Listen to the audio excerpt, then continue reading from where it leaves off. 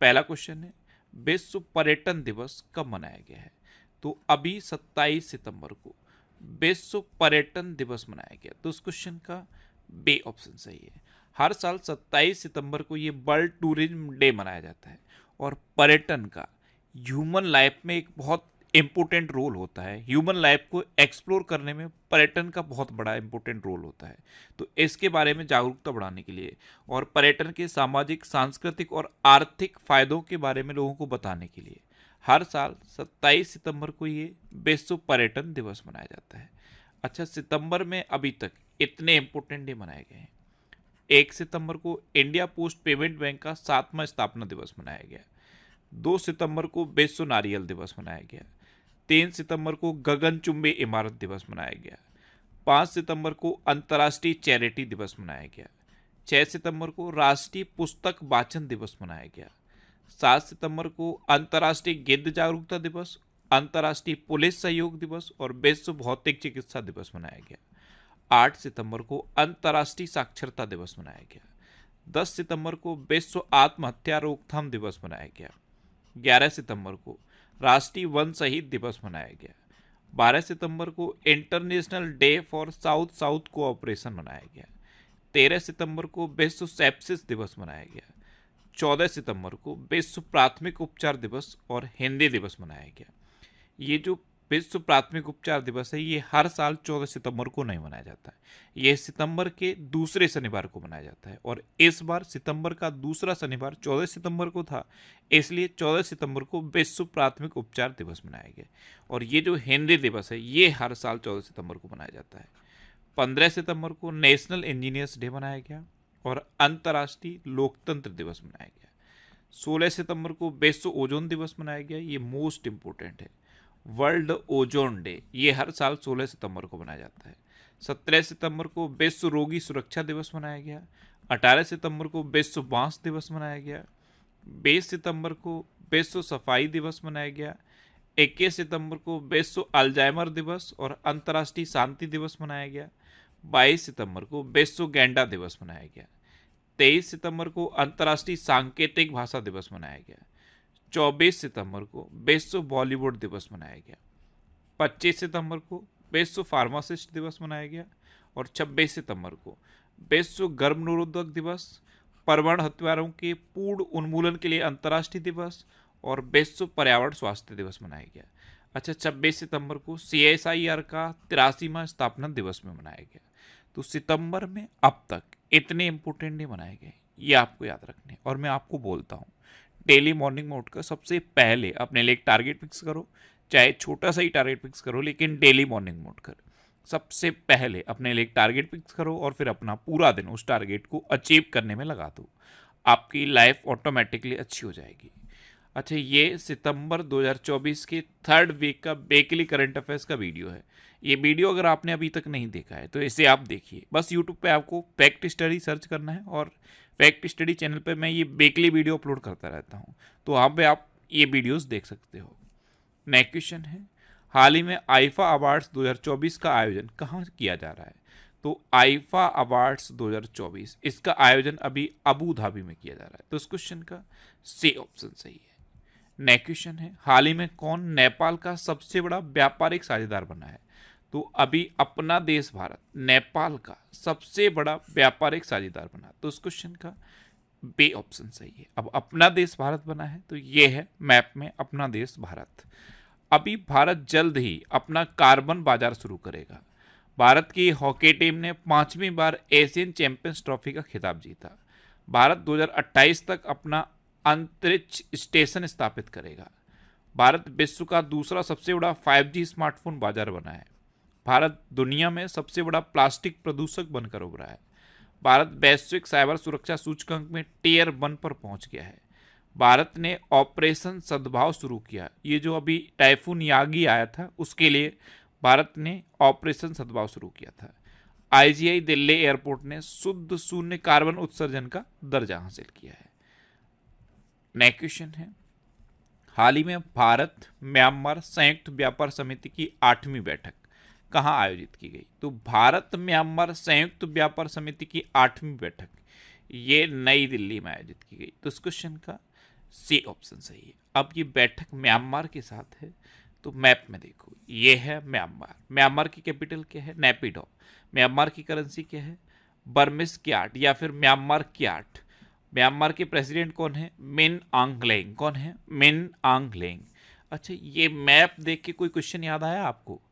अभी मैंने recent question बताया था, मैंने जानबूझ के यहाँ पे क्वेश्चन नहीं लिखा है, यहाँ पे मैंने वो क्वेश्चन नहीं लिखा है, लेकिन अभी सबसे इंपॉर्टेंट है।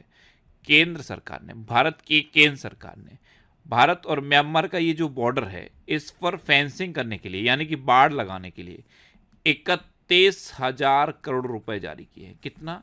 31,000 करोड़ रुपए जारी किए हैं, ये याद रखना है। अच्छा, बिम्स्टेक सुरक्षा प्रमुखों की बैठक म्यांमार में हुई। दुनिया का सबसे बड़ा अफीम उत्पादक म्यांमार है।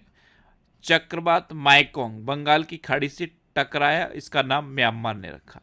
और चक्रवात से प्रभावित म्यांमार के लिए भारत ने ऑपरेशन करुणा शुरू किया था। क्या नाम था? ऑपरेशन करुणा। अभी चक्रवात यागी से प्रभावित देशों की मदद के लिए ऑपरेशन सद्भाव शुरू किया। और ये म्यांमार के लिए, ये जो चक्रवात आया था माइकोंग, इससे प्रभावित म्यांमार के लिए ऑपरेशन करुणा शुरू किया अपने देश भारत ने।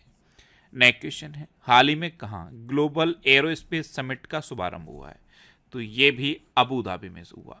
ग्लोबल एरोस्पेस समिट, इसका शुभारंभ अभी अबू धाबी में हुआ। तो इस क्वेश्चन का बे ऑप्शन सही है।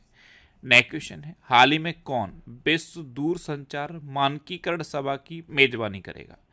तो अपना देश भारत अभी विश्व दूरसंचार मानकीकरण सभा की मेजबानी करेगा। तो इस क्वेश्चन का सी ऑप्शन सही है। नेक्स्ट क्वेश्चन है, हाल ही में किसने एशियाई सर्वोच्च लेखा परीक्षा संस्थानों के संगठन की अध्यक्षता संभाली?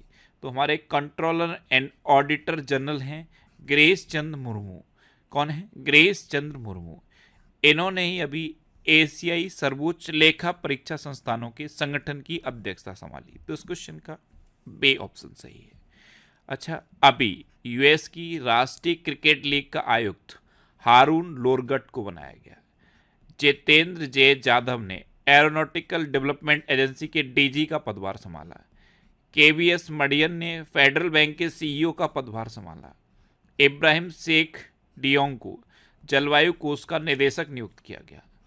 आलोक रंजन को एनसीआरबी का निदेशक नियुक्त किया गया। कलिकेश सिंह देव को एनआरएआई का अध्यक्ष चुना गया। अमरप्रीत सिंह को अगले वायुसेना प्रमुख के रूप में नियुक्त किया गया। और केंद्र सरकार ने जस्टिस तासीर अबस्तान को जम्मू कश्मीर और लद्दाख उच्च न्यायालय का मुख्य न्यायाधीश नियुक्त किया है। नेक्स्ट क्वेश्चन है, किस राज्य सरकार ने किसानों और उद्यमियों को समर्थन देने के लिए बाना काहिया योजना शुरू की? तो ये मिजोरम ने शुरू की। तो इस क्वेश्चन का सी ऑप्शन सही है। अब किसानों और उद्यमियों को समर्थन देने के लिए बाना काहिया योजना ये मिजोरम ने शुरू की है। तो ये है मैप में मिजोरम। मिजोरम की कैपिटल क्या है? आइजोल। मिजोरम के चीफ मिनिस्टर कौन है? लाल दुहाना। और मिजोरम के गवर्नर कौन है? के हरि बाबू। कौन है? के हरि बाबू। नेक्स्ट क्वेश्चन है, अभी हाल ही में शिगेरू इशिबा किस देश के नए प्रधानमंत्री बनेंगे? तो शिगेरू इशिबा अब जापान के नए प्रधानमंत्री बनेंगे। तो इस क्वेश्चन का बे ऑप्शन सही है। एक्चुअल में अभी जापान में लिबरल डेमोक्रेटिक पार्टी की सरकार है और लिबरल डेमोक्रेटिक पार्टी ने अपना नेता चुन लिया है शिगेरू इशिबा को। तो अब जापान के नए प्रधानमंत्री शिगेरू इशिबा बनेंगे और जो अभी प्रधानमंत्री हैं फुमियो किशिदा, वो इस्तीफा देंगे। तो नए प्रधानमंत्री कौन बनेंगे? Shigeru Ishiba. अच्छा, अभी पेंतो कटान सिनवात्रा को थाईलैंड का प्रधानमंत्री नियुक्त किया गया। मिशेल बार्नियर को फ्रांस का प्रधानमंत्री नियुक्त किया गया। कामिल मद्दौरी को ट्यूनीशिया का प्रधानमंत्री नियुक्त किया गया। मसूद पेज़ेशिकियान ने ईरान के राष्ट्रपति के रूप में शपथ ली। निकोलस मदुरो को वेनेजुएला का फिर से राष्ट्रपति चुना गया। सैन्य प्रमुख मिन आंग वांग ये म्यांमार के कार्यवाहक राष्ट्रपति बने। क्रिस्टन मिशेल को एस्टोनिया के अगले प्रधानमंत्री के रूप में संसद से मंजूरी मिली। और पॉल कगामे ने चौथे कार्यकाल के लिए रवांडा के राष्ट्रपति के रूप में शपथ ली है। ये अभी जो रिसेंट राष्ट्रपति और प्रधानमंत्री बने हैं वो मैंने यहाँ पे लिखे हैं। नेक्स्ट क्वेश्चन है, हाल ही में किस देश के क्रिकेटर ड्वेन ब्रावो ने संन्यास की घोषणा की? ड्वेन ब्रावो को आप 100% जानते होंगे, ये वेस्ट इंडीज के क्रिकेटर हैं, लेकिन अब इन्होंने क्रिकेट से संन्यास की घोषणा दी है। तो इस क्वेश्चन का सी ऑप्शन सही है। इन्होंने ये स्टेटमेंट दिया है कि मेरा शरीर अब जवाब दे रहा है। तो ड्वेन ब्रावो ने अभी क्रिकेट से संन्यास की घोषणा की। नेक्स्ट क्वेश्चन है, हाल ही में बेबनलाल वन्ना को किस देश में भारत का राजदूत नियुक्त किया गया है? तो बेबनलाल वन्ना, ये है बेबनलाल वन्ना, इनको कंबोडिया में भारत का राजदूत नियुक्त किया गया। तो इस क्वेश्चन का बे ऑप्शन सही है। अच्छा, अभी अरुण गोयल को क्रोएशिया में भारत का अगला राजदूत नियुक्त किया गया था। मृदु पवन दास ये रवांडा में भारत के हाई कमिश्नर बने। यमन गणराज्य में भारत के अगले राजदूत डॉक्टर सोहेल एजाज खान नियुक्त हुए। बहामास कॉमनवेल्थ के हाई कमिश्नर मयंक जोशी बने। विनय मोहन क्वात्रा ये अमेरिका में भारत के राजदूत बनाए गए। सुभाष प्रसाद गुप्ता को सूरीनाम में भारत का अगला राजदूत नियुक्त किया गया। मलेशिया ने मुजफ्फर शाह मुस्तफा को भारत में अपना उच्चायुक्त नियुक्त किया और सीताराम मीणा को नाइजर में भारत का अगला राजदूत नियुक्त किया गया। नेक्स्ट क्वेश्चन है, किसके द्वारा लिखित पुस्तक खाकी में स्थित प्रज्ञ का विमोचन किया गया? तो इसका विमोचन किया है उत्तराखंड के चीफ मिनिस्टर पुष्कर सिंह धामी ने, और ये पुस्तक है अनिल रतूड़ी की। किसकी? अनिल रतूड़ी। अनिल रतूड़ी ने पुस्तक लिखी है खाकी में स्थित प्रज्ञ, और इसका विमोचन उत्तराखंड के चीफ मिनिस्टर ने किया। तो उस क्वेश्चन का ए ऑप्शन सही है। नेक्स्ट क्वेश्चन है, किस देश के क्रिकेटर साकिब अल हसन ने संन्यास की घोषणा की? तो साकिब अल हसन ये बांग्लादेश के क्रिकेटर है, इन्होंने भी अभी संन्यास की घोषणा कर दी है। तो इस क्वेश्चन का बे ऑप्शन सही है। अब बांग्लादेश, तो ये है मैप में बांग्लादेश। बांग्लादेश की कैपिटल क्या है? ढाका। बांग्लादेश की करेंसी क्या है? टका। और बांग्लादेश की जो भी इंटरिम गवर्नमेंट बनी है, इसके प्राइम मिनिस्टर बने हैं मोहम्मद यूनुस। कौन बने हैं? मोहम्मद यूनुस। अभी आप देखोगे आने वाले टाइम में बांग्लादेश बहुत ज़्यादा न्यूज में रहने वाला है, क्योंकि बांग्लादेश जो डिसीजन ले रहा है ये बहुत न्यूज़ बनाएंगे। एक्चुअल में अभी बांग्लादेश के जो इंटरिम प्राइम मिनिस्टर हैं मोहम्मद यूनुस, ये यूएसए गए और यूएसए में इन्होंने जो बाइडेन के साथ मुलाकात की। इससे पहले कभी ऐसा नहीं हुआ कि अमेरिका बांग्लादेश में इतना इंटरेस्ट दिखाता रहा, वो हमेशा इसके अपोजिट ही रहा, लेकिन अब अमेरिका बांग्लादेश में इंटरेस्ट दिखा रहा है। और ये भी सुनने को आ रहा है कि पाकिस्तान भी बांग्लादेश में अब इन्वेस्ट करेगा। सोचो, पाकिस्तान से अलग हुआ था बांग्लादेश और इनमें कभी बनती नहीं थी। अब जब से शेख हसीना हटी हैं तो पाकिस्तान भी बांग्लादेश में इंटरेस्ट दिखा रहा है और पाकिस्तान भी यहाँ बड़ा इन्वेस्ट करने वाला है। ये इन्वेस्ट पाकिस्तान का नहीं होगा, ये इन्वेस्ट इनडायरेक्ट वे में यूएसए का ही होगा, लेकिन पाकिस्तान के थ्रू होगा। न्यूज यही रहेगी कि पाकिस्तान ने इन्वेस्ट किया है, लेकिन इनडायरेक्ट वे में यूएसए का इन्वेस्टमेंट रहेगा। तो अब आने वाले टाइम में ये एरिया बहुत ज़्यादा इंटरेस्टिंग होने वाला है और जियोपॉलिटिकल लेवल पर ये बहुत ज़्यादा न्यूज में रहेगा। तो ये अभी बांग्लादेश के बारे में आपको बहुत चीज़ें देखने को मिलेंगी। अच्छा, अभी सैयद रेफात अहमद ने बांग्लादेश के 25वें मुख्य न्यायाधीश के रूप में शपथ ली है। संयुक्त राष्ट्र का मानवाधिकार दल बांग्लादेश में मानवाधिकार हनन की जांच करेगा। बांग्लादेश की अंतरिम सरकार का प्रमुख मोहम्मद यूनुस को नियुक्त किया गया। भारत को बांग्लादेश के मोंगला पोर्ट टर्मिनल के लिए परिचालन अधिकार प्राप्त हुआ। भारत ने बांग्लादेश में अपना नया वाणिज्य दूतावास खोलने की घोषणा की। ये तब के क्वेश्चन हैं जब शेख हसीना प्राइम मिनिस्टर थी। भारत बांग्लादेश के नागरिकों के लिए ए मेडिकल वीज़ा शुरू करेगा। लेफ्टिनेंट जनरल वकारुज्जमान ये बांग्लादेश के नए सेना प्रमुख बने थे। बांग्लादेश की प्रधानमंत्री ने मुस्लिम देशों के लिए साझा मुद्रा की वकालत की। मैंने आपको बताया उस टाइम प्राइम मिनिस्टर थी शेख हसीना, इन्होंने मुस्लिम जो देश हैं उनके लिए एक कॉमन करेंसी की वकालत की थी। और बांग्लादेश में 2 दिवसीय नजरुल उत्सव मनाया गया। नेक्स्ट क्वेश्चन है, युवाओं के लिए रोजगार के अवसर पैदा करने के लिए श्रम मंत्रालय ने किसके साथ साझेदारी की है? तो युवाओं के लिए रोजगार के अवसर पैदा करने के लिए श्रम मंत्रालय ने अमेजन के साथ साझेदारी की। तो इस क्वेश्चन का सी ऑप्शन सही है। अच्छा, अमेजन की बात आई तो एक क्वेश्चन पूछता हूं मैं आपको। अमेजन ने एक एआई फीचर अभी लॉन्च किया था, उसका नाम क्या है? अमेजन ने एक एआई फीचर लॉन्च किया था, मैंने आपको उसके नाम बताया था। क्या नाम है उसका?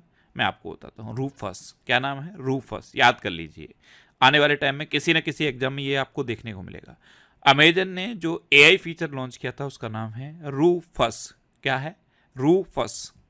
नेक्स्ट क्वेश्चन है, किसने नए शक्तिशाली आत्मघाती ड्रोन शहीद 136 बे का अनावरण किया? ये ईरान ने किया। तो इस क्वेश्चन का बे ऑप्शन सही है। अब ईरान ने किया तो ये है मैप में ईरान। ईरान की कैपिटल क्या है? तेहरान। ईरान की करेंसी है ईरानी रियाल और ईरान के प्रेजेंट टाइम पे प्रेसिडेंट हैं मसूद पेजेकियान। कौन है? मसूद पेजेकियान। अच्छा, मिसाइल प्रौद्योगिकी और पश्चिमी चिंताओं के बीच ईरान के द्वारा चामरान 1 उपग्रह लॉन्च किया गया। ईरान में फतेह में मोजेरानी को पहली महिला सरकारी प्रवक्ता के रूप में नियुक्त किया गया। ईरान द्वारा तलाहिक और नासिर क्रूज मिसाइलों का अनावरण किया गया। ईरान ने 33 देशों के नागरिकों के लिए वीजा आवश्यकताओं को समाप्त कर दिया है। ईरान ने नूर 3 उपग्रह को कक्षा में प्रक्षेपित किया। ईरान ने मुहाजिर 10 ड्रोन का उद्घाटन किया। ईरान संघाई सहयोग संगठन यानी कि एससीओ का नया स्थायी सदस्य बना है और ईरान ने दूसरे सैन्य उपग्रह नूर 2 का सफल परीक्षण किया। अब आपके लिए लास्ट वीडियो के क्वेश्चन का आंसर। लास्ट वीडियो मैंने आपसे क्वेश्चन पूछा था कि भारत के पूर्वोत्तर में किस राज्य ने उग्रवाद मुक्त होने की घोषणा की है? तो ये मणिपुर ने की। तो इस क्वेश्चन का सी ऑप्शन सही था और मैक्सिमम स्टूडेंट ने इसका आंसर सही लिखा, लेकिन बहुत कम स्टूडेंट अभी भी आंसर लिख रहे हैं। मैं आपको बोलता हूं, जब आप वीडियो पूरी देखते हो तो कमेंट बॉक्स में क्वेश्चन का आंसर लिखा करो। ये क्वेश्चन का आंसर लिखने की आप हैबिट बना लो, मेरी बात मानो, क्योंकि जो चीज़ आप लिख देते हो फिर उसे आप कभी भूलते नहीं हो।